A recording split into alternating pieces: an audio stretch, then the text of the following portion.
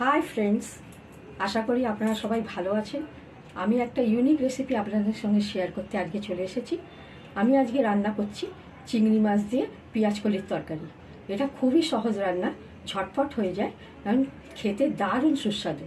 আসুন আমরা দেখে নিই এই রান্না করতে কি কি উপকরণ লাগছে। এই রেসিপিটা আমি 6 জনের জন্য করছি। তার জন্য আমি নিয়ে নেবো 3টে মিডিয়াম সাইজের আলু, টুকরো করে নেবো। 100 গ্রাম পেঁয়াজ কলি টুকরো করে নিয়েছি ধুয়ে। আর এইটা একটা দেখুন পেঁয়াজ কলি, পেঁয়াজ শাক আছে। এটা পেঁয়াজের নিচে পেঁয়াজটা আর উপরে শাক আছে। এইটা যেহেতু পেঁয়াজেরই জিনিস, এটা এই জন্যে পেঁয়াজ কলি আর পেঁয়াজ শাক আমি দুটো একসঙ্গে করেই রান্না করছি। আপনারা চাইলে পেঁয়াজ দুটো আলাদা করেও রান্না করতে পারেন, কিন্তু আর রেসিপিটা কিন্তু একই রকম আছে। এর জন্য আর আমি নিয়েছি অল্প বেগুন টুকরো করে নিয়েছি।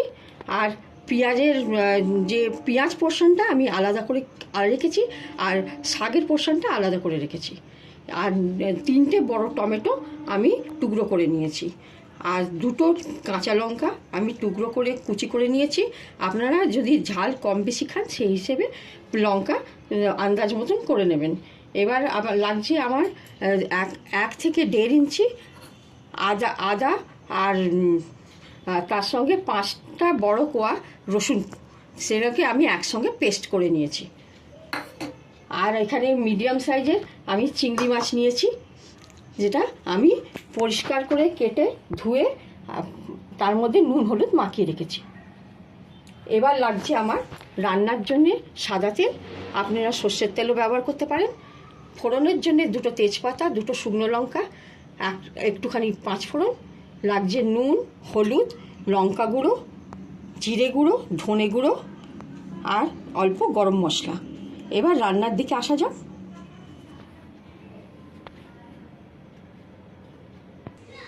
এবার গ্যাসটা আমি অন করলাম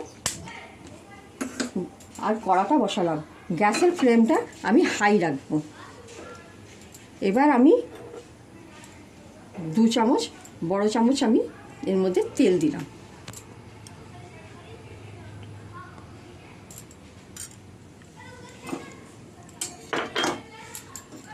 তেলটা আমি গরম হতে দিলাম।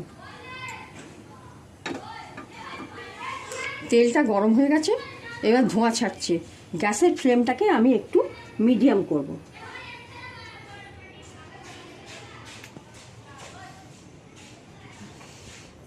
এবার আমি চিংড়ি মাছগুলো দিয়ে দেব।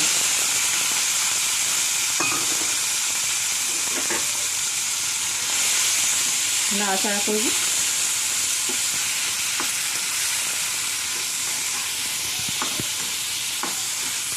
চিংড়ি মাছগুলো খুব বেশি ভাজা হবে না, মিডিয়াম ভাজবো।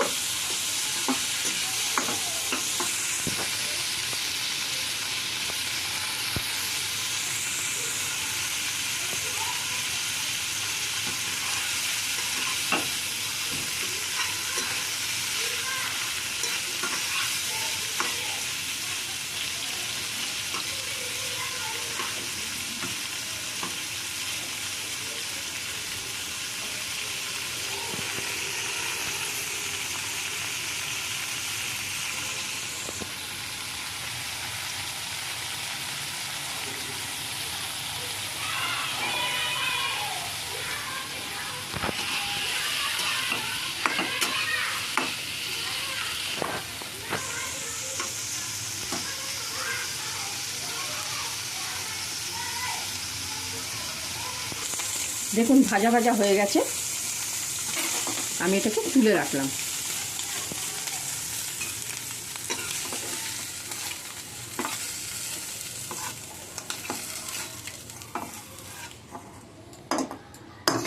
এটাতে আরও আমি 3 চামচ তেল দিলাম।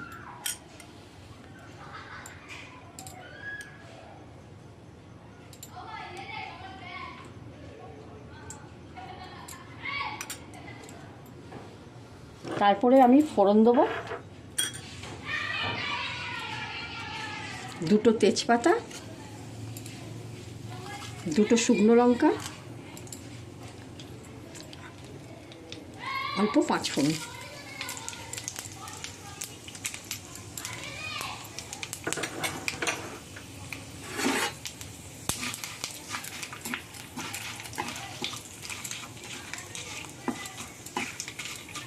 একটু ভাজা ভাজা হবে,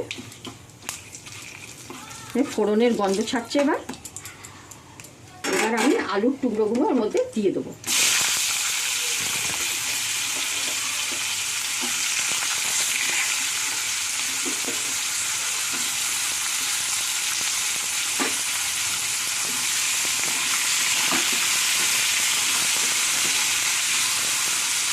একটু নাড়াচাড়া করে আমি 2 মিনিটের জন্য ঢাকা দেব।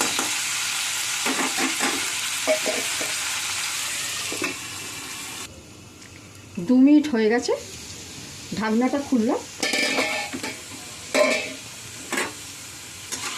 একটু নাড়াচাড়া করে নেবো, আলুগুলো একটু ভাজা ভাজা হয়েছে। এর মধ্যে আমি এবার পেঁয়াজগুলো দিয়ে দেবো। পেঁয়াজ শাকের পেঁয়াজগুলো আমি দিয়ে দেবো।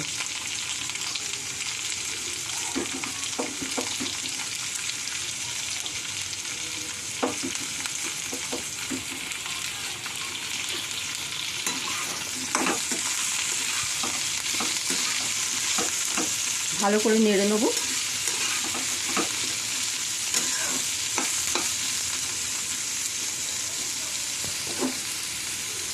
এবার এর মধ্যে বেগুন টুকরোগুলোও দিয়ে দেবো।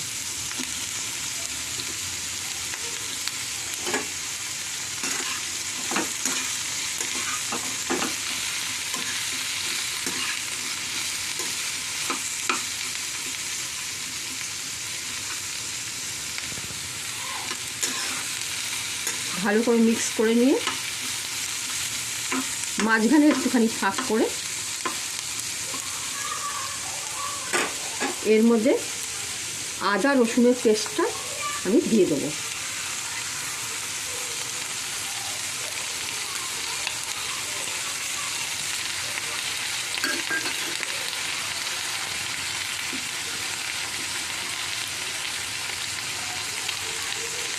এক মিনিটের জন্য আবার ঢাকা দেবো। এবার 1 মিনিট হয়ে গেছে, আমি ঢাকনাটা খুললাম। নাড়াচাড়া করে নেব।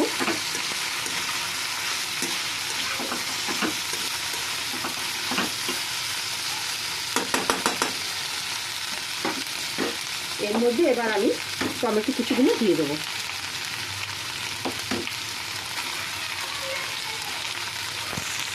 আর লঙ্কা কুচিগুলো দিয়ে দেবো।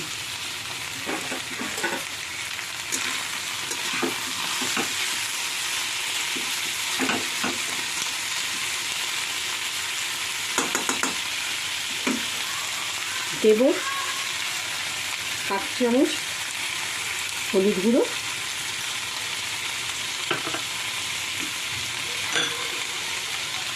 1/2 চামচ জিরে গুঁড়ো,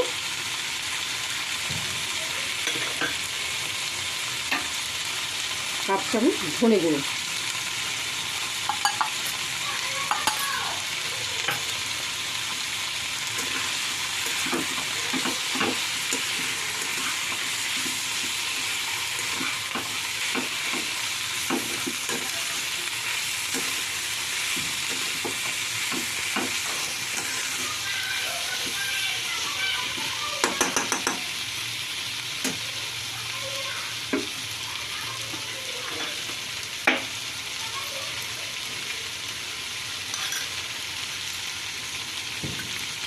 হাফ চামচ লঙ্কা গুঁড়ো দিয়ে দেবো। আপনারা ঝাল নিজের স্বাদ মতো কম বেশি করে নিতে পারেন।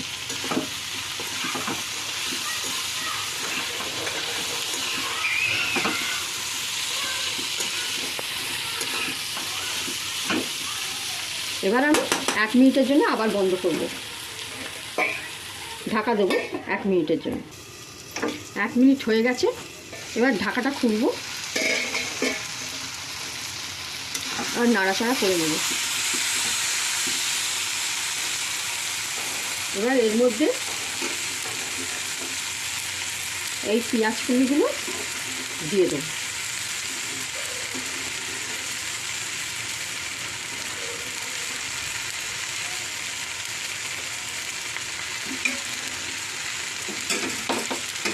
পেঁয়াজ শাকগুলো দিয়ে দেবো।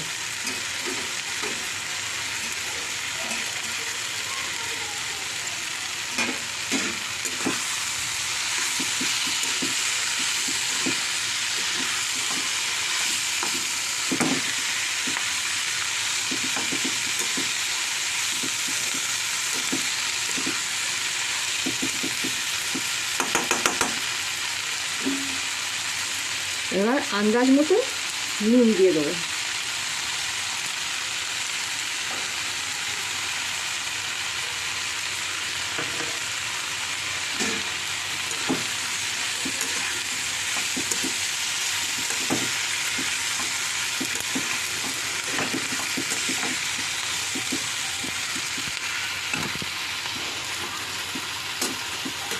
আবারও আমি 1 মিনিটের জন্য চাপা দেবো। এবার ঢাকা খুলে নাড়াচাড়া করে নেব। দেখুন টমেটোগুলো গলে গেছে। এর মধ্যে এবার চিংড়ি মাছগুলো দিয়ে দেবো।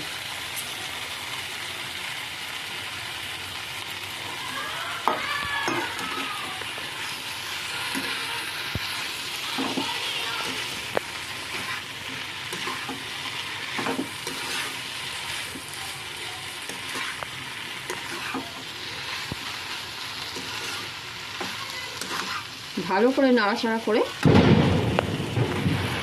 এর মধ্যে ছোট গ্লাসের হাফ গ্লাস জল দিয়ে দেবো।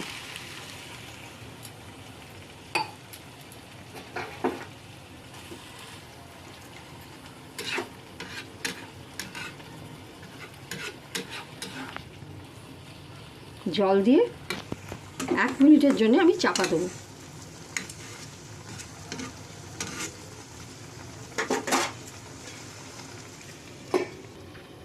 এবার আমি ঢাকনাটা খুললাম। সব কিছু একবার নেড়ে নেব। দেখুন শুকনো শুকনো হয়ে এসেছে।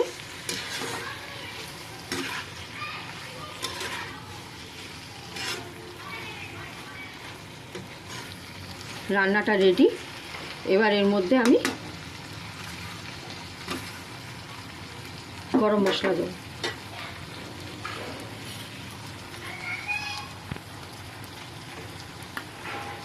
ওয়ান ফোর্থ গরম মশলা দিয়ে দিলাম।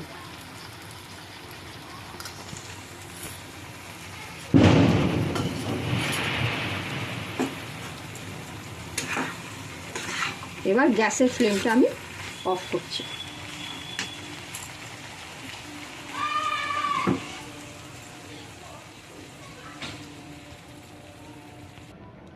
এটা একটা পাত্রে এবার আমি পরিবেশন করে নিলাম। দেখুন কি সুন্দর রং হয়েছে এবং গন্ধও ছাড়ছে। এবার এটাকে আমি টমেটো আর ধনেপাতা দিয়ে একটু গার্নিশ করে নেব।